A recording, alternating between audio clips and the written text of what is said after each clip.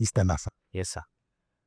When we are in the period of Ramadan, there are things we need to change around how we relate to money.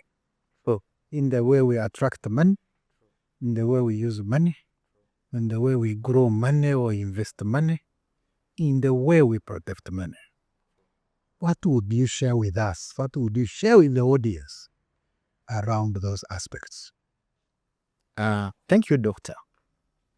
Around those aspects, many people don't understand money. It is good you have talked about attracting. Money is attracted. And what attracts money depends on your habits. And if you have negative habits against money, you will not attract money. But the most important thing here, managing money is more important than making money.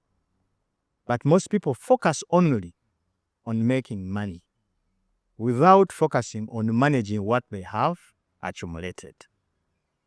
In this period of Ramadan, for example, the last month in February, if I was spending $1 million in this March season of Ramadan, I don't think it will be $1 million because I've been eating lunch, I've been taking breakfast and so on. Now, because most people don't have budgets, in this month, it is a great opportunity for people who are fasting to fast track their expenses. It is very important because when you track your expenses, you'll be in position to know where your money is going. But without fasting, you cannot tell.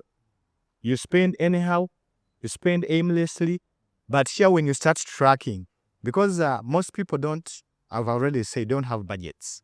So it's good we start tracking our expenses from day one when we started fasting. That will help you to know where does my money go. And there is a book, I think, by Robert Kiyosaki, who was asking, who took my money? Because you had the money, now you're not seeing the money. And he wrote a book asking, who took my money? All that comes back because of that issue of not tracking your expenses, not having a budget. Because a budget is a money plan. It's a plan for your money, how you are going to spend it, you are going to spend it to who, is a budget. So if you don't have a budget, let us assume, because these sessions have been going on, now you know that you must have a budget. So if you had the one, have you been tracking your expenses? Have you been following your budget?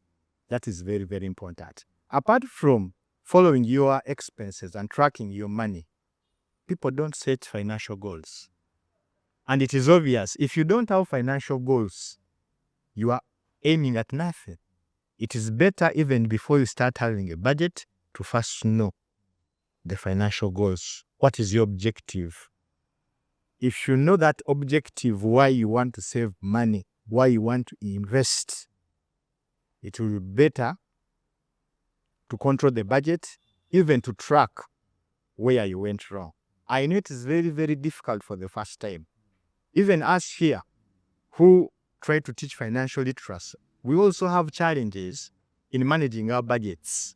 Sometimes we overspend beyond the budget we anticipated, and we question ourselves, where did this money came from? Many people spend the money without even knowing where the money came from. Because there are people who have money, but they cannot even tell you the source of the income. But in Islam, if you want to manage your money well, you have to give a loan to the Creator, Allah. How do you give Allah or the Creator a loan? Allah said in the Quran that giving out charity cannot decrease your wealth. Allah was trying to mean that when you do what we call sadaqta means doing charitable things. You give out to the needy, you help them, Allah will protect your finances. Himself, he said that in the Holy Quran. Wow.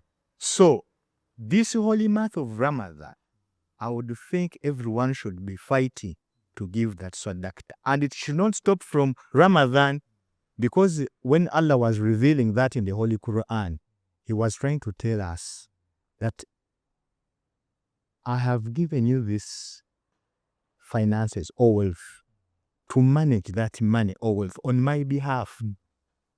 It's not your knowledge that you know a lot, that's why you have a lot of money. Because we have seen people who are not educated, but they are very rich. Yeah. And they are not educated. That means Allah blessed them. After blessing them, He's asking them, now you loan me by helping the needy. Me, I will protect your wealth. And if people listening to me, the viewers, you have to do sadaqah. And I want to give you a very clear example of a company selling fast foods in Saudi Arabia. It's called Al-Baik. Al-Baik, the first founder of Al-Baik, instructed that any sale that goes out, they should remove 1 riyad and they donate it to charity, to the needy. When he died, the son came in and said you should remove in every fast food you sell 2 riyad and you donate it. Now, people think to donate, you must first make profits in a business, or when you get salary and you invest it somewhere, when you get profits, then you do sadaqah, you help the needy. That's not the principle. And it's also the same in savings. People think to save, you must first spend, then you save. It's vice versa. You first save, then you spend what is remaining. So in Islam, sadaqah, when you're doing charity, you first do charity regardless of the profits. You don't first wait for the profits. That's why Allah said, who is loaning me? Who is giving me a loan such that I can keep his or her wealth forever? So when you want to do sadaqah, to do charity, even if you don't have money, first do it. And then the remaining money you have in the business, you run your business. Allah, or our Lord the Creator, will protect your business.